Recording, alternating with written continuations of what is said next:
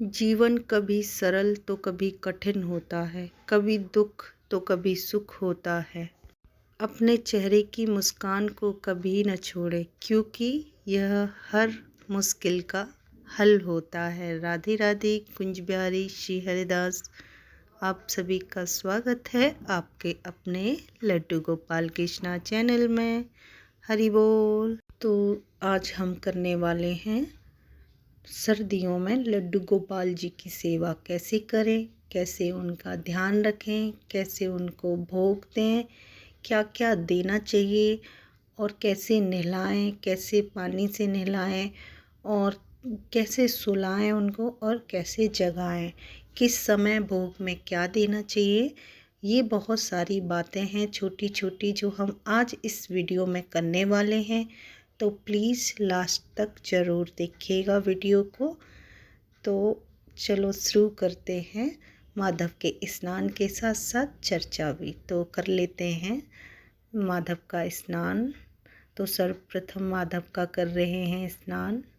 राधे राधे। तो माधव जी के स्नान के साथ साथ हम आगे चर्चा भी कर लेते हैं। जैसे कि सभी को पता ही है, ठंडियाँ अभी ज़्यादा होने लगी है, तो लास्ट चल रहा है साल का, तो ठंडियाँ होंगी तो बहुत ज़्यादा ठंडियाँ हैं। और माधव जी के लिए तो बहुत ज़्यादा ठंडी है। जैसे अपने बच्चे के लिए बहुत है, तो ये भी छोटे से लड्डू गोपाल हैं, इनके लिए भी बहुत ठंडी है। तो इनका विशेष ध्यान रखना चाहिए ठंडियों में। इनके कपड़े कैसे हों और कैसे इनके नीचे सुलाने का गद्दा भी अच्छा होना चाहिए, मजबूत, यानी कि ऐसे गर्मियों की तरह नहीं सुलाना। अब इनको भारी इनके नीचे बेडशीट हो, कंबल हो और ओढ़ने के लिए चादर भी, यानी कि ब्लैंकेट, वो भी अच्छा होना चाहिए, जो कि भगवान जी को, माधव जी को ठंड ना लगे। इस प्रकार से इनका बहुत ध्यान रखना है। और जब आप इनको स्नान करा रहे हैं माधव जी को, तो विशेष ध्यान रखें कि माधव को हल्के गुनगुने पानी से ही स्नान कराएं।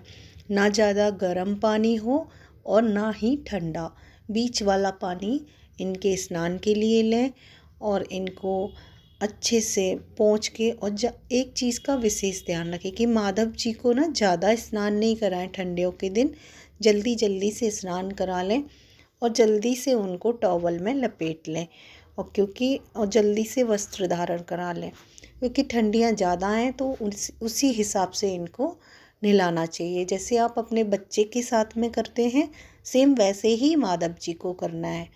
थोड़ा ख्याल रखना है छोटे बच्चे की तरह। और खाने पीने का विशेष ध्यान रखना है कि भोग में क्या देना है, क्या नहीं देना है। तो देखो, जैसे ठंडियाँ चल रही हैं, तो आप भोग में क्या देंगे। अभी जैसे माधव जी का मीठा खाने का मन है, तो आप रबड़ी बना सकते हैं उनके लिए भोग में, और उनके लिए कुछ लड्डू बना दें, या जो खोवे के लड्डू होते हैं ना, वो बना दें, काजू के लड्डू बना दें, तो बादाम के लड्डू बना दें। ये सब चीज़ें बना सकते हैं ठंडियों में भोग में। और उनको दूध दें गरम गरम, जैसे कि बीच वाला, ना ज़्यादा गरम और ना ही ठंडा। जैसे आप बच्चे को देते हैं, उसी प्रकार आप माधव जी को दे सकते हैं। तो इस प्रकार इनका बहुत ध्यान रखना है। और जब भी आप उनको पानी पिलाएं, तो इसका भी विशेष ध्यान रखना है कि पानी ठंडा ना हो। पानी भी ऐसा हो कि जो पी सके, ना गर्म और ना ठंडा। तो इन चीज़ों का विशेष ध्यान रखते हुए माधव जी की सर्दियों में आपको, यानी कि ठंडियों में, सेवा करनी है। तो इस प्रकार इनके रूल होते हैं कि ठंडियों में किस प्रकार से रखना है। बार बार ध्यान रखना है कि पोशाक गर्म ही पहनाएं उनको, शॉल उड़ा के रखें, कवर्ड रखें उनको, कपड़े ऐसे पहनाएं उनको, कैप वगैरह सब उनका विशेष ध्यान रखना पड़ता है ठंडियों में, बच्चे की तरह। तो इस प्रकार आप माधव की सेवा कर सकते। माधव जी के भोग में आप हलवा भी बना सकते हैं। जैसे ठंडियों में गाजर का हलवा सब लोग को घर के लिए बनता है, तो आप माधव जी के लिए भोग के लिए ये भी बना सकते हैं कि उनके लिए गाजर लेकर आएं और हलवा खुद अपने हाथों से बनाकर खिलाएं। और आप मीठे में सूजी का हलवा भी खिला सकते हैं भोग में, ड्राई फ्रूट्स के साथ, जैसे आपका मन करे। और माधव जी से पूछकर उनको ये सब चीज़ें ठंडियों के दिन भोग में दे सकते हैं। तो विशेष ध्यान रखना है माधव जी का इन भोग प्रसाद को लेते हुए सारे फुल डे रूटीन में यही करना है आपको कि सुबह को आप कुछ भी दे सकते हैं इन सब चीज़ों में से खाने पीने को। दोपहर में माधव जी को आपका अगर मन करता है कि उनको सुलाना है, उनको आराम देना है, तो आप उनको सुला सकते हैं। ये भी है कि उनको थोड़ी देर के लिए, कुछ घंटों के लिए आराम करने दें, तो उनको सेम वैसे ही सुलाएं, ब्लैंकेट उड़ाकर और अच्छे से सारा ठंडियों वाला वो देकर। तो ऐसे उनकी सेवा करनी है और इसी प्रकार उनका बहुत बहुत ध्यान रखना है। और लंच में आप वो खाना भी दे सकते हैं उनको। आजकल जो भी आपके घर में बनता है, आप सबको पता है कि माधव जी को प्याज लहसुन छोड़ना है। उनके जो भक्त हैं तो वो नहीं कर सकते, ना इनका भोग लगा सकते, तो उन सबको हटाकर आप माधव जी के लिए लंच में कुछ भी रेडी कर सकते हैं जो माधव जी को बहुत प्रिय है। तो इसी प्रकार आपको ध्यान रखना है कन्हैया का, माधव का, कि कैसे कैसे क्या। और सबसे पहले अगर आप कुछ भी मार्केट से लेकर आते हैं अपने लिए, तो माधव जी को कहें, माधव जी आप ग्रहण कर लो, ये प्रसाद आपके लिए भी है।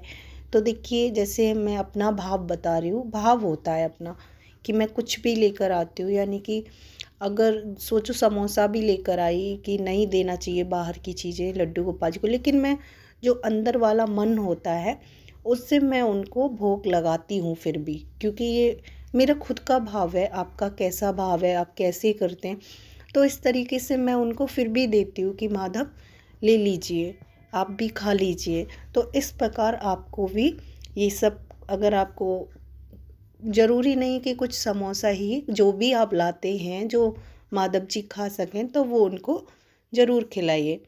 तो ऐसा होता है कि जो भी कुछ लेकर आए हो अपने लिए, तो पहले माधव जी को, क्योंकि छोटे बच्चे हैं और आपके घर में विराजमान है, तो इसी प्रकार उनका बहुत ध्यान रखना पड़ता है और रखें। और माधव जी की सेवा करें। जितनी आप माधव जी की सेवा करोगे उतना आपको भगवान अच्छा फल दिखाएगा, अच्छे रास्ते दिखाएगा। अच्छा, भगवान से जुड़ रहे हो आप, उनकी सेवा कर रहे हो, उनकी सेवा नहीं, आप अपने कर्म अच्छे कर रहे हो, आप अपने लिए रास्ता बना रहे हो, आप अच्छा जीवन जी रहे हो उस भगवान जी की सेवा में लगकर। तो ऐसे आप अच्छे काम करेंगे, अच्छा फल मिलेगा।